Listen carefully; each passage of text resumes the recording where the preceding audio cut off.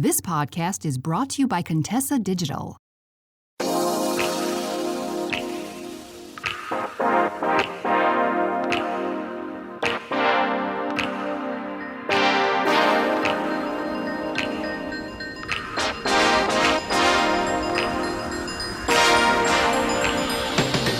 Hey, love, let's talk about some dating advice that you probably don't want to hear. So, recently, I had someone hop into my DMs and ask me about a relationship in which they weren't treated well and what should they do about it. I told them the best thing that they could do with that relationship is leave. Then I had someone else hop into my DMs and ask me they were not being treated well in a relationship. What should they do about it? I told them they should probably leave.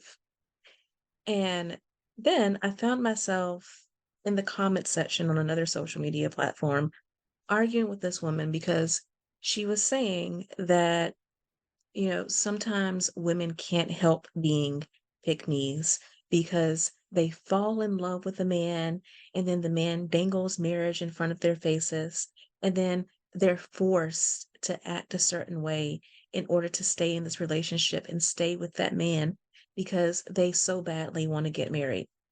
And my response to that was that being in love is a great thing. It is a beautiful thing. But at the end of the day, you always have to love yourself more than you love other people, whoever the other person is, your mama, your boyfriend, your husband, anybody. You always have to love yourself more than you love other people. Here's the reason why a lot of people don't want to hear that dating advice. At the end of the day, people want to believe that they are truly that special, that there's just something that they can do, some psychological trick, some psychological hack that is magically going to make another person change and be the person that they want that person to be. Here's what that magical psychological trick is. It is that person loving you more. Particularly when it comes to male-female relationships, it is that man loving you more than you love him, wanting you more. If that is the case, if a man is truly in love with you, truly wants to be with you, he will move heaven and earth to make it happen. Okay? He will do whatever it takes in order to be in relationship with you. And if he's not doing that, if you are constantly giving more in the relationship, if you are the one who's put in all the effort to make the relationship work, if you're doing all the emotional labor, if you're the one constantly suggesting counseling to save the relationship, or if you're just telling him, hey, I don't want too much, but if you could just do this and do that, it would make our relationship so much better. If you're constantly the one coming up with ways to try to make the relationship better, he doesn't care. Not to say he doesn't like you, he might be perfectly fine being in a relationship with you, but if someone better came along, a better option to him, he would take that option and he would leave. He's with you because he thinks that that is where he is at the moment, but he's not head over heels. He doesn't think that you're the best that he can do. So this is not to be harsh on any one person or one personal experience because this is the case for all of us, right? There are men who find me attractive. There are men who don't find me attractive, right? Even in that spectrum, there are, if I were still single, there are men who would put in a lot of effort to be in a relationship with me, and there are men who wouldn't. So I don't take that personally, right? That just means that some people are meant for me and some people are not. And you have to have the same attitude. You have to have the attitude that you will be okay no matter what. I love my husband so much. I really do. But if it got to a point where he was not treating me well, if he was disrespectful towards me, then I would leave because even though I really love him, again, I love myself more. And there are four things that I want you to keep in mind when you think about these situations. One is that you teach others how to treat you. So the love that you show for yourself, what you will and won't put up with, people take notice of that, and people are not stupid. So if they see that you devalue yourself, then you have opened up the door for them to devalue you as well. And that leads into two, you show people what they can get away with and how. So again, I get asked that question often of how can I make someone act right? How can I make someone treat me well? And the fact is, oftentimes people aren't going to want to treat you well until they see that they can't get away with it.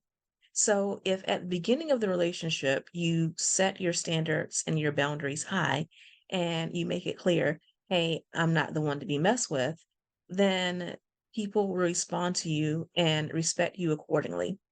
But if you don't have that established, the relationship doesn't have much hope because are there situations in which a person changes? Um, yeah, but that means that that person has to change on their own. They suddenly come to a realization that they want to treat others better. They want to be nicer in relationships. There's nothing that you can do to force them to get to that conclusion. And absent of that, what will happen is if you do all these tricks to make someone stay in a relationship and you get them to promise that, they'll do better, they'll treat you better. What typically happens is this person will act right for a week, couple of weeks, maybe even a couple of months, and then they will go right back to the unhealthy behavior, the unwanted behavior. And then you will cry and you will have a fit and they will say, okay, after an argument, and they will act right again for a couple of months. And then they will go right back to that old behavior because you've already shown them that yeah, you may not like it if this person cheats. You may not like it if this person is lazy and has you paying all the bills. You may not like it if this person says disrespectful things to you, but all they have to do is apologize and be on good behavior for 6 weeks, and then everything will go back to normal and they can go back to behaving the way that they were behaving before. You have shown them that with your patterns. You also teach yourself what you're worthy of. So this is my third point. Just like you teach others how to treat you, you teach yourself what you're worthy of. So when you constantly put up with this disrespectful behavior, what happens is you end up not only lowering your value in the eyes of other people, but in your own eyes as well. And then you either stay in this relationship for longer than you should have, or even when you do go out, you leave and you get into other relationships, you have this tendency to still settle for bare minimum behavior or even less than better bare minimum behavior because even if this new person is terrible, they're not quite as terrible as the last person, but you're still tolerating and accepting terrible behavior. And that brings me to my last point. You end up normalizing terrible behavior. Our brains love patterns. Our brains search for patterns. So when we are in unhealthy relationships as adults, is one of the things I learned when I became certified as a hypnotherapist, is that oftentimes when we had unhealthy relationships as children, we are more primed to be attracted to people who are not healthy for us as adults because this is what we're used to. This is what our brains know as normal. Even if it's not healthy, our brains know it as normal. So we tend to be attracted to people who mirror the relationships that we had in our formative years with parents, guardians, other family members, other adults, right? So we continue that pattern, but also in our adult years, as we form relationships, if we get into a situation where someone doesn't treat us well and we stay in that relationship for a while, eventually, our brain normalizes that to protect us. It takes away some of the sting and the pain out of it, not unsimilar to the fact that when women have children, they don't remember just how painful that experience was. They remember some of the pain, but not all of it, because if women could completely remember every ounce of pain they were in when they had a child, no woman would have more than one child, right? So our brain smooths over some of that pain, right? It's the same when you are in relationships. Emotionally, if you endured a lot of pain in relationships, your brain will smooth some of that and normalize some of that so that you go into another relationship and it becomes a normal for you. And it takes really being determined to break this pattern and really being willing to accept the consequences of breaking this pattern. Your dating pool will get smaller. You might be lonelier for a period. People are going to be pissed at you because you have the nerve to set boundaries and have standards now. People are going to think that you're uppity or bougie or you changed or you think you're better than other people. Like all these things are going to happen as you get into the season of growth and change and demanding better, because it's not just asking for better. If you continue to ask for better, you'll ask for it, but you'll just keep getting more of the same because, again, you have taught people that you will accept less. It is when you say, no, I really am changing my standards, my boundaries, and I love myself enough that I'm willing to walk from anything that is not healthy. That is when you start getting treated better in relationships. And oftentimes that means you start getting treated better in new relationships. You will have to leave the old ones that you were in behind. So I hope that you find this helpful.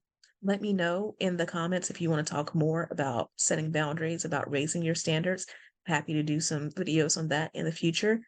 And if you are ready to, really sit down and look at the unhealthy patterns that are keeping you from being in a cherished relationship, you can sign up for my Cherished Feminine Dating Audit. The link to that is in the description, and I will talk to you soon. Love you so much.